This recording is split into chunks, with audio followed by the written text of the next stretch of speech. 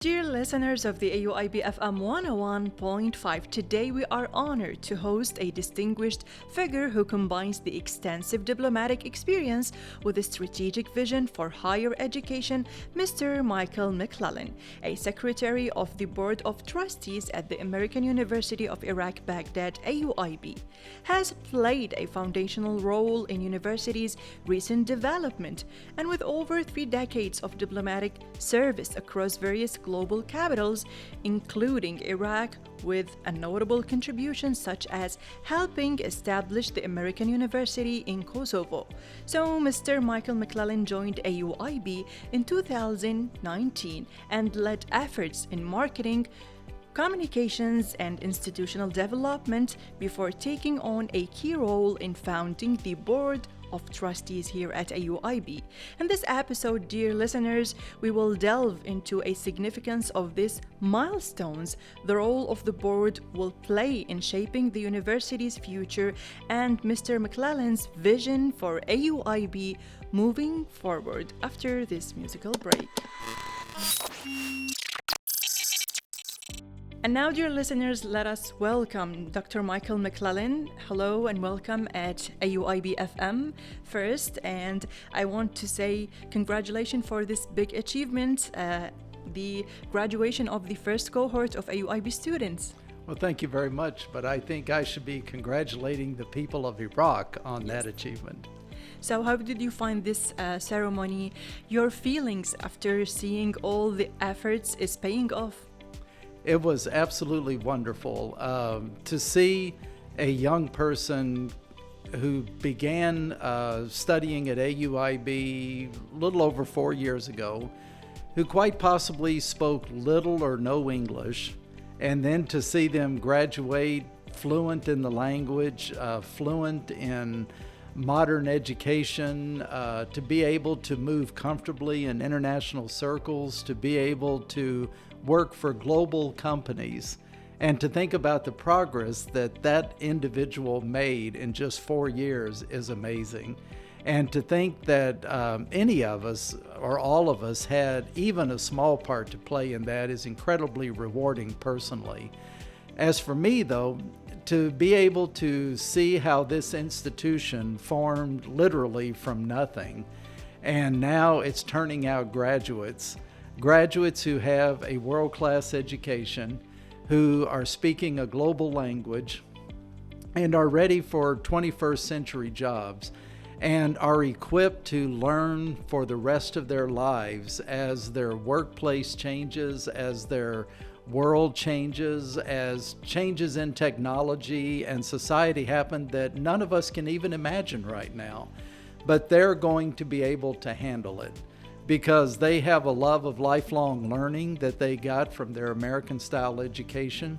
They have the language that will allow them to access information from all corners of the earth, and they have the critical thinking skills that they will need to consume that information and make decisions about their futures based on accurate, believable, credible information. So, to be part of that, even if it only impacted one student, but potentially it's going to impact many thousands of students. And there are no young people in the world who deserve this more than young Iraqis. So, Dr. Michael, beside the impact on the students of the graduation of the first cohort of the students at AUIB, how do you see the impact of this event officially on the scene of the higher education in Iraq? Oh, I think the impact is huge. And one of the things that struck me the most last night was seeing so many parents there. I mean, I saw several fathers very proudly carrying around bowls of candy and offering a piece of candy, to total strangers and everybody, which is an Iraqi custom. This is the beloved Iraqi tradition. It is, and it's wonderful. But, seeing those parents and seeing them with their children who graduated, hearing them talk and seeing them beam with pride. I'm sure that many of those parents had doubts 4 years ago about whether they should send their son or daughter to an American-style university.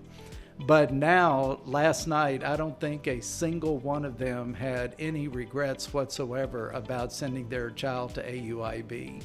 And that's an amazing transformation. It's not just a transformation of the students, but also it's a transformation of the parents and their families. And I think when other parents see the videos of the graduation, Absolutely. when they hear the parents and the children talking about this, I think you're going to see that a lot more parents are going to think, that's where I want my kid to be.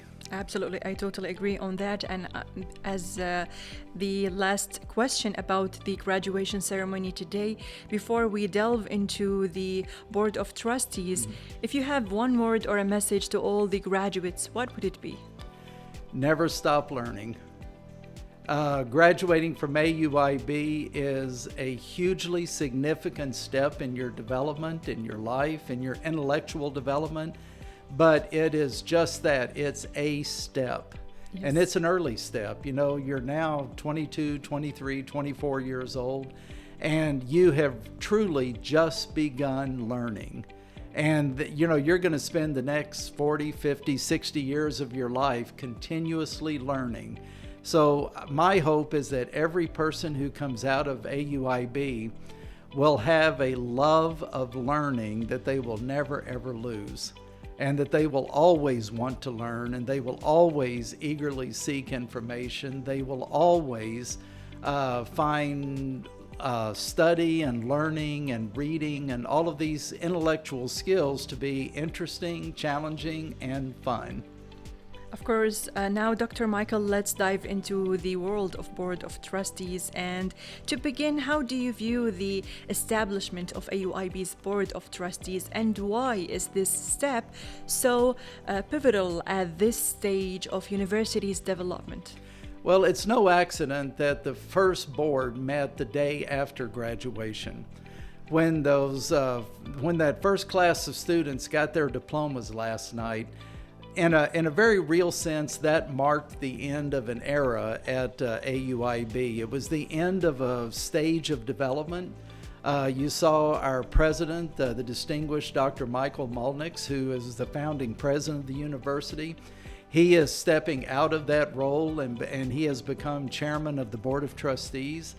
And this truly denotes a new stage in the development of the university. We now have a governing board that is concerned with governance of the university, not day-to-day management of, affairs, but setting the overall tone of the university.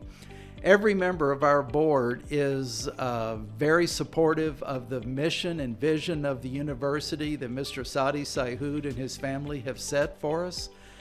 We believe in this mission, which is why all of us agreed to serve on the board.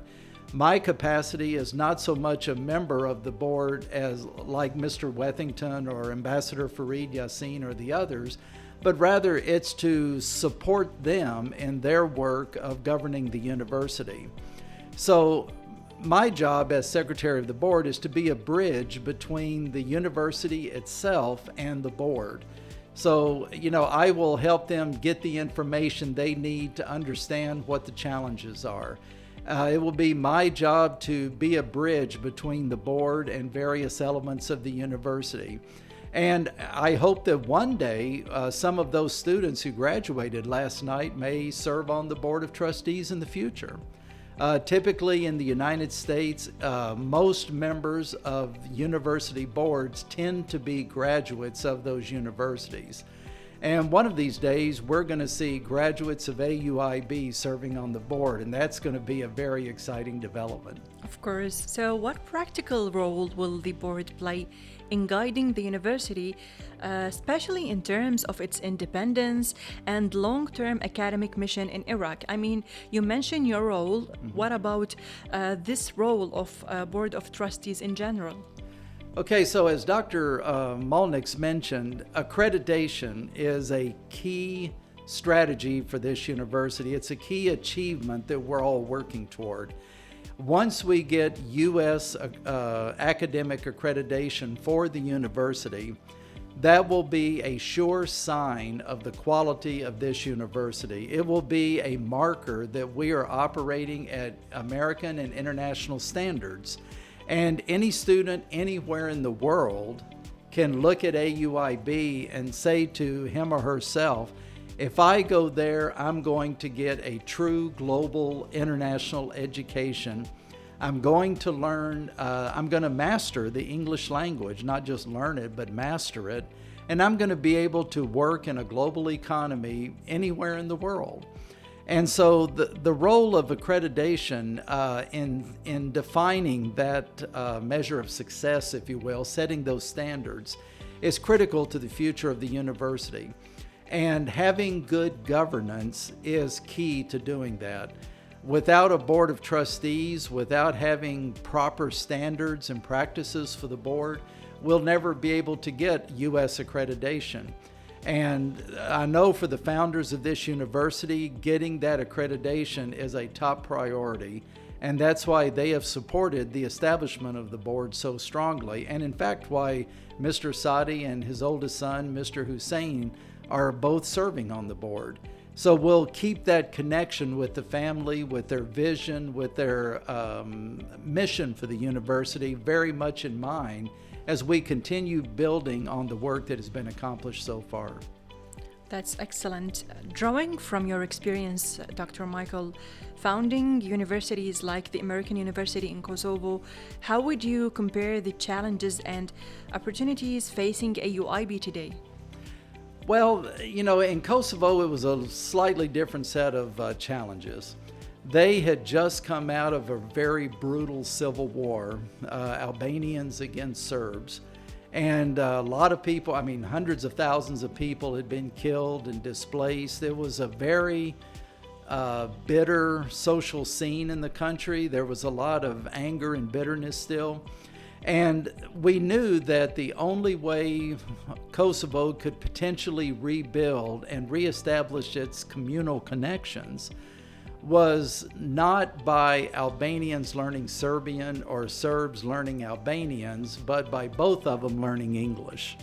And in fact, as long as they spoke English, the two groups were quite happy to talk to each other. Okay. And in Iraq? Yeah, and well, in Iraq, it's not quite the same thing. I mean, you didn't have a real civil war between ethnic groups here, you know, the way they did in Kosovo. But there is challenges here. Well, sure, there are challenges. And I have no doubt that a lot of young Kurds and Arabs, for example, will be working and talking together in English because it's easier for them to just use a third language than to try to learn each other's language.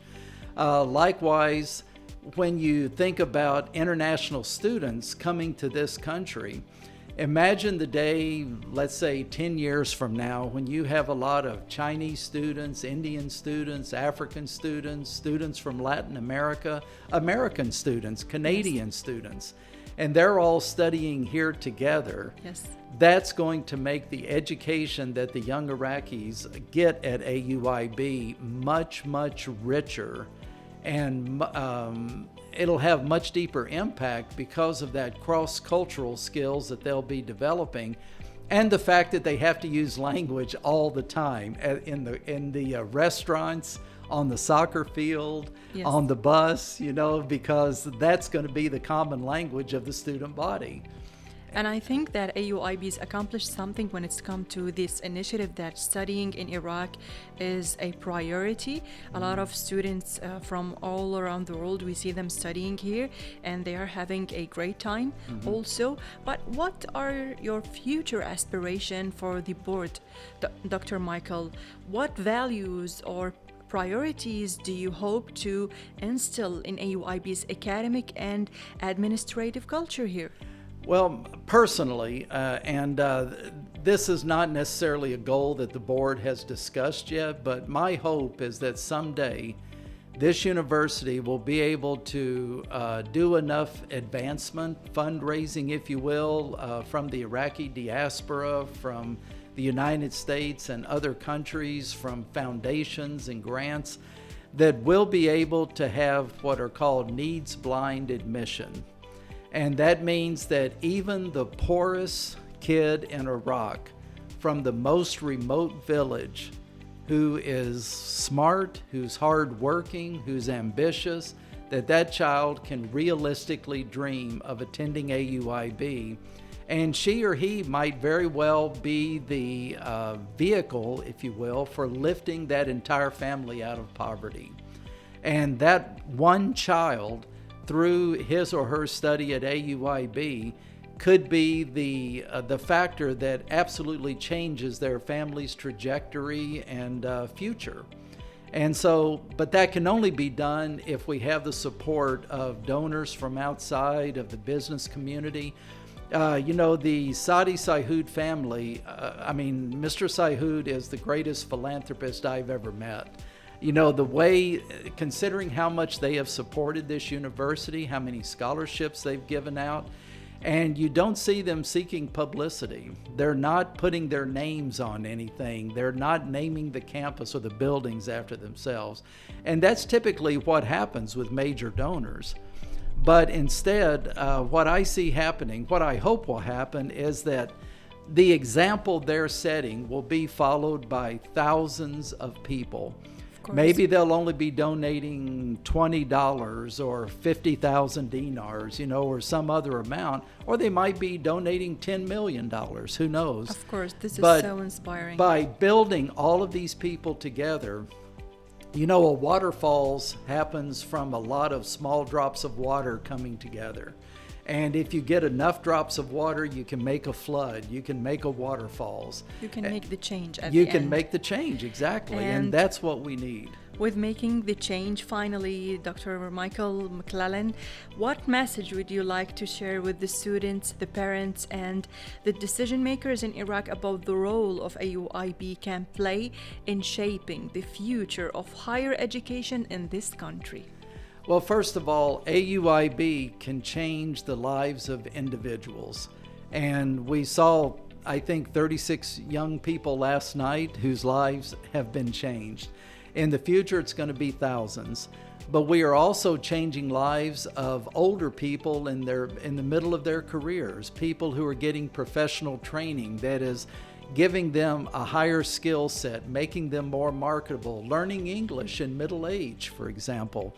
And that's the kind of thing that I hope the university can do, not only by itself, but we want to be a model for other universities in Iraq to learn from us the kinds of practices that have been working in American-style universities around the world. What we're doing is no secret. We don't have a trademark or a copyright on what we do. It's practiced in hundreds of universities around the world and thousands of universities in the States. So learn from us what you can do. Look at our example. Look at the people we are graduating. Look at the way we're teaching. Look at how everything works in the university and see if you can apply some of those lessons to the country, to other universities, to government ministries, of course, to everything. Of course. Well, with these wise words, many thanks to you, Mr. Michael McClellan, the Secretary of the Board of Trustees at AUIB, for this inspiring and informative conversation. Thank you so much. Thank you, Miriam.